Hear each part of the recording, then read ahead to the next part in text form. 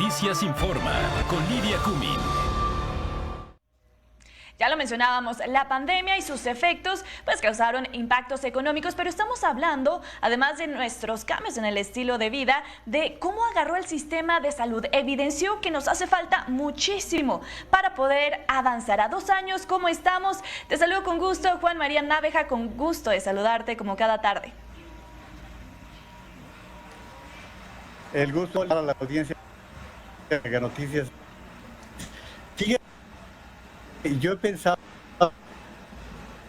Estamos teniendo un poco de problemas para comunicarnos con el analista de Mega Noticias, Juan María Náveja. Vamos a estar hablando del sistema de salud en nuestro país.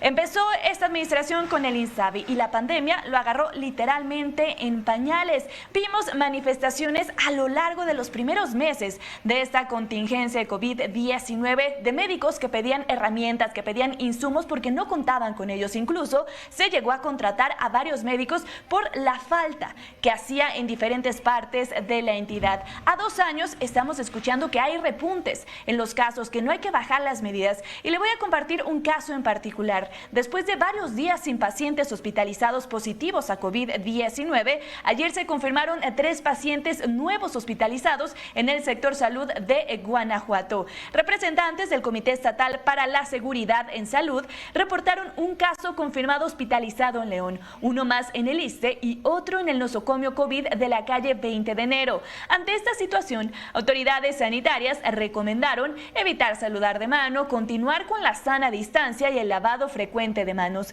Es importante recalcar que junto con esta situación, el estado de Guanajuato ya tenía más de 2 meses que no había más de 100 casos de COVID-19. Hace unas semanas con ustedes de que junio, julio se esperaba tener un repunte. Este es el comportamiento que ha tenido el virus, al menos en los 2 últimos años, y estamos seguros que no va a ser un repunte tan grave como los que tuvimos en la primera y la segunda ola. Ya escuchamos esto en el caso de Guanajuato. Vámonos a Jalisco. Ante el alza de contagios, el gobernador Enrique Alfaro indicó que la Mesa de Salud está vigilando de forma permanente el desarrollo de la pandemia. Recordemos que las recomendaciones, estas medidas para evitar contagios, se cambiaron en varias entidades de un día para otro. Escuchemos lo que dijo el mandatario estatal. No hay ninguna medida, la Mesa de Salud está monitoreando permanentemente la pandemia, no hay necesidad de tomar ninguna medida adicional, la pandemia no ha terminado, hay que estar atentos, en la medida de lo posible seguir usando cubreboca de manera voluntaria, pero no hay ningún indicio de que haya un rebrote o algún repunte que requiera acciones adicionales. Si bien continúan estos monitoreos en diferentes entidades, el repunte de casos ha sido mínimo, sí, pero recordemos los datos que compartió la Organización Panamericana de la Salud. 5,000 casos, de los 5,000 casos reportados, la cifra subió más del doble con 12,000 nuevos contagios. El caso de Puebla, lo mismo. Si bien estas medidas de restricción, la sana distancia, el uso obligatorio de cubrebocas se quitaron, y en las últimas semanas hemos visto un repunte de los casos. De semanas anteriores tener de 10 a 8 contagios, hoy tenemos más de 20. Por eso la recomendación que menciona la Organización Panamericana de la Salud de mantener las medidas preventivas de salud pública. Incluso no sé si usted en los últimos días se ha enterado de algún familiar, de algún amigo, alguien en su círculo cercano que se haya contagiado, que tiene ardor de garganta, que tiene gripa. Es muy importante no relajar las medidas. Ya veíamos el repunte de los casos y ya también le mencionaba. Cuando llega la pandemia, agarró al INSABI en pañales. Teníamos el Seguro Popular, cambia a INSABI, hubo muchos despidos para la pandemia, se requirió de varios médicos, la contratación de médicos porque no teníamos suficientes, y además de eso se evidenció también el desabasto de medicamentos. A 2 años, ¿cómo vamos? Ahora sí te saludo con gusto, Juan María, buenas tardes. Hola, ¿qué tal, Lidia? Buenas tardes a la audiencia de Mega Noticias. Ya sabes que esto de la tecnología no tiene palabra de honor, pero mira, esto que estás comentando de la pandemia es una cadena, es un corolario de error tras error tras error. Porque recordemos, y esto siempre hay que recordárselo a las personas, a todos los ciudadanos, el tema del COVID-19 se empezó a saber en septiembre de 2018. Sí, se empezó a saber en 2019. desde septiembre, cuando se empezó a saber lo que estaba pasando en China.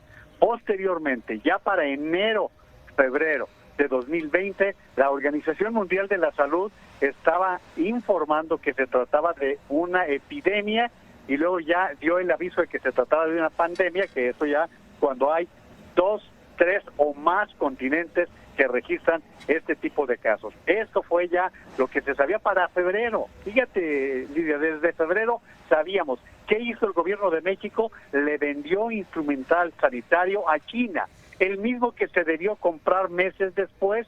¿Por qué? Pues porque ya no se tenía, y recordarás el tipo de material que empezó a llegar, que parecía de papel, de todo aquello de las batas y eso. Bueno, eso sucedió, y recordarás que el presidente de la República ya por marzo decía: yo les digo cuando salgan, ahorita salgan, abrácense, vayan a los restaurantes. Todo ese tiempo fue suficiente como para ir preparando al país para lo que iba a llegar, para lo que iba a suceder, y te digo particularmente con los niños, particularmente con el ciclo escolar, que evidentemente se sabía que con una pandemia iba a terminar a distancia. Pero además no se preparó a todo el sistema sanitario del país para enfrentar esto. Te vas a acordar que se negaron a comprar pruebas, que la Organización Mundial de la Salud en todo momento decía pruebas, pruebas y pruebas, y mientras tanto acá el llamado doctor Muerte, López-Gatell, decía que no era cierto, que es más, hasta descalificó el uso de la mascarilla, que se decía con mucha insistencia que era uno de los elementos más sencillos para evitar el contagio. Todo esto es lo que sucedió, es el corolario. Ahora bien, yo tengo una idea con respecto a todo esto, Lidia, que esta pandemia del COVID-19 ha sido la guerra de nuestra generación. Esto se asemeja a una guerra mundial. ¿Por qué? Pues porque estamos hablando de millones de seres humanos que se murieron. No vamos a tener un recuento fácil, tranquilo, pues porque no va a ser posible. En Estados Unidos estamos hablando de 5 millones de muertos, estamos hablando en India igual de 3 millones, nada más en México la población de mortandad que sobrepasa los años anteriores anda en los 750,000, 800,000, es decir, México puede acercarse al 1,000,000 de muertos. ¿Y por qué ubicarlo con una guerra como una guerra mundial? Porque no solamente son los muertos, Lidia, hay que tomar en consideración que también hay personas que hoy van por la vida con serias deficiencias, con serios problemas de salud. Aquellas personas que sufrieron un COVID fuerte, hoy tienen problemas pulmonares, tienen problemas de otra naturaleza. ¿Y qué te voy a decir con respecto a la depresión? La depresión empezando por los niños que tuvieron que estar encerrados, que no podían salir ni al parque y que pasaron semanas, meses en un encierro que los fue deprimiendo, que les fue ocasionando una serie de problemas, y también los adultos que entraron a un proceso de encierro que no ha sido fácil. Hemos sabido también el problema que significó la agresión familiar, que creció también la violencia familiar, la violencia intrafamiliar, por lo mismo, porque estaba en un confinamiento toda la sociedad. Por lo tanto, una pandemia que hemos sufrido en el mundo y que constituye de verdad un problema que se va a seguir agravando conforme pase el tiempo, o si no agravando, se va a seguir presentando. Hoy lo que tenemos que decir, en China hubo un confinamiento que apenas hace 3 o 4 días se levantó en Shanghái, por poner un ejemplo. En Estados Unidos los brotes están nuevamente a la orden del día,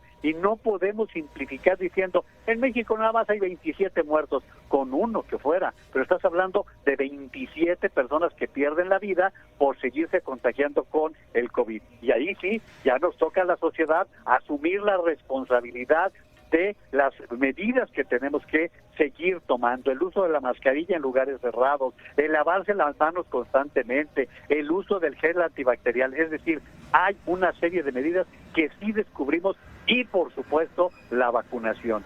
No hay de otra, Lidia, frente a esto que se llama pandemia y que no acaba de terminarse, Lidia. Oye, Juan María, después de estas acciones de minimizar, y no puedo pasar la oportunidad de recordar lo que mencionaba el gobernador de Puebla, que con un caldo, un mole de guajolote se iban a curar, esta parte que viene, ¿no?, por parte del gobierno federal de minimizar lo que estaba ocurriendo, ¿crees que a 2 años haya cambiado algo? ¿Vamos a ver alguna mejoría en los sistemas de salud del país?